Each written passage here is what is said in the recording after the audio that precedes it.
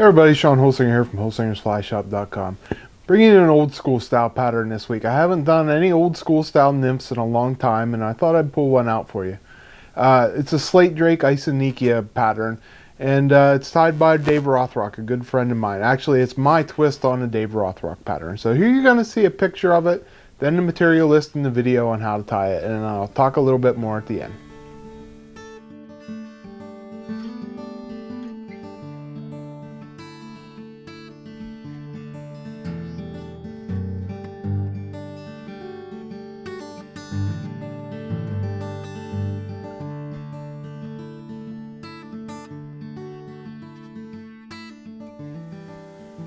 Okay, here you see the old school style Isonychia in the vise here. Really cool pattern. If you like the old school style nymphs, this one's for you. Let's get into tying it. For a hook, I'm using a Daiichi 1730. This one is a size 12. You can tie these size 14s to 10s. 12s are great. 10s are a little bit big. It's a long shanked hook, so that you don't need to tie it real big. For thread, I'm just using some brown Semperfli wax thread. This is 8/0 brown. We're just going to start that on there, wrap it back towards the bend of the hook. For a tail on this fly, I'm going back to that, if you see me in old videos, I like to use an Ostrich Herl that I get off of Feather Duster at Walmart. Just taking like 3 strands off of that Feather Duster. And we're going to line the tips up and use that for our tail. So 3 strands of that Ostrich Herl, get the tips lined up, set it down on top, and I want this, I'm going to set it down on top, make a couple wraps, loose wraps, and that's pretty long. They do have a longer tail, but not real long, so don't go unproportionately long, but do go a hair long on this. And just wrap that back there to the bend. And then we can come up, tear them off, and wrap them down. Next thing we're going to use is some white thread, and this is just some wax thread from Semperfli, 6/0, 8/0, whatever you have. And I'm going to take one piece, double it over, so it's 2 pieces of thread, and we're just going to tie this down on the top. This is going to be, Isonychias have a rib down their back, and we're just going to tie that down right on the back, and that will become our rib here in a little bit. And then we're going to put on the rest of the back of this fly. For that, I'm using some brown Antron. Cut a piece off here. And we're just going to tie that down on top. So set that up on top. Again, make sure it stays on top. Wrap it back to the bend of the hook. And then I like to use some gold wire. This is some Semperfli 0.01 millimeter wire, bright gold. I don't like a big bulky, it's a small fly, so I don't want to make my ribbing too big and bulky here, so I'm using this thin wire. You can use mono. I believe on Dave's pattern, I think he uses mono on his. Just going to start that on there, get that all wrapped on, and next thing we're going to put on is some dubbing. For dubbing, I like to use, this is SLF Pattern Blends. It is brownstone and blackstone. So it is 2/3 brownstone and 1/3 blackstone. I mix the 2 of them together. It just makes it a little bit darker. I like the color of it. Isonychias are a brownish purple, and throwing that black in there gives it a little bit of a purple tinge to it with there's some prism fibers in there. SLF prism fibers in there. Kind of gives it a little bit of a purplish hue, but it's not overpoweringly purple. I've seen a lot of dubbing mixes for Slate Drakes for Isonychias that are too overpoweringly purple, and I don't like them. I really like this 2/3 to 1/3 mix. So we're just going to wrap that on there, get a nice smooth wrap. Just a hair more there. I want it to go right to that bend in the hook where you can see, and I want it to taper up into that. There we go. I like that right to that bend where the hook bends over. And then we're going to put our Antron yarn up over the back. And what I'll do is I'll take my thumb and I'll kind of flatten it out right on the top And that makes it wide. You're not going to see it real well because you're putting brown on top of brown here. But it makes it wider, and I like that. So we go, that looks good. I'm going to cut that off because I'm going to come in with black for the wing case.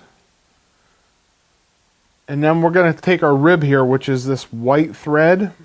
I'm going to take the 2 strands, I'm going to take my fingers, and I'm just going to twist my fingers to tighten up that white thread. And we're going to lay it right down the middle of that brown Antron. So there you see I got that white thread going right down the middle of the back. And then we're going to take our gold wire and just create a nice ribbing up through here. And this is just going to hold that white wire in, that white thread in place. Keep it centered in the middle of the back as it goes up through there. And just wrap that down. Alright, there you see, it looks really nice. I got that white rib going down over the back. I can pull my gold wire off. Now I'm going to double back over this white thread because we're going to continue that on up through here. And the next thing we're going to put on is a piece of black Antron. So it's just changing your wing case color on the back here from brown to black. Wrap that down. And we're going to go back to our dubbing mix. We're going to use the same dubbing mix and just put a little bit on. Don't use a lot here. So we're going to put that on real sparse, and I'm going to wrap this up about halfway towards that eye. When we get up to halfway to the eye, we're going to put our legs on. For our legs, I'm using a Brahma feather, and plucked one off here. So here you see my Brahma feather.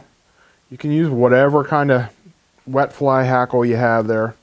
Don't be real picky on it. What I do is I strip the fluff off, and then I'll grab the tips, and I'll pull the tip out like this, and I'm going to pluck that tip off. So I'm in the middle of the feather there, and I'm going to strip about 8 or 10 fibers forward. And this is going to become the legs on my fly. So I have about 8 or so fibers on both sides, and I make that V. I'm going to set that V right in.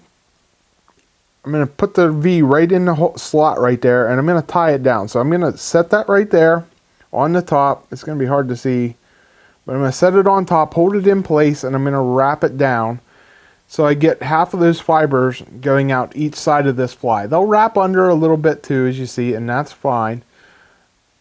It's fine to be leggy the whole way around. That's good. But it evens them out half on each side like that. Cut my tag off. And then we're going to take our black Antron, go down. Oops, before I do that, I always forget this step when I'm shooting a video here. I'm going to finish the head off with a little bit more dubbing. So put just a little bit of dubbing, and I'm going to go from my legs up to the eye. Hold those legs in place where I want them. Wrap over them just a hair, and then wrap up to the eye. Get a nice smooth transition there. Make sure I got the legs down each side, and then we're going to come back up with our black, go over the back to make our wing case here. A couple wraps. I like to go back over it so it's cleaner, sticking out the front of my fly. Trim that off.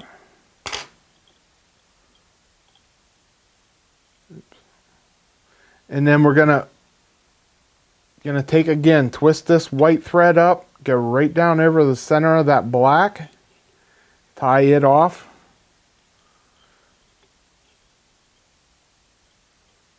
Whip finish. Clean it up when we're done.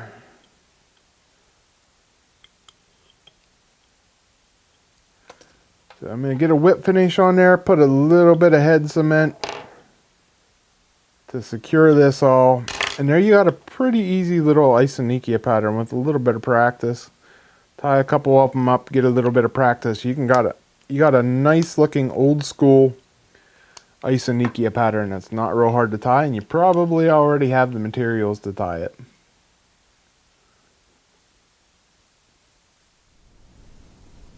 Okay guys, I hope you like that pattern. I went old school for you for I know a lot of my viewers are older and like the old school style patterns, and I'm going to try to find more of them and tie that way, even though I don't fish them that much.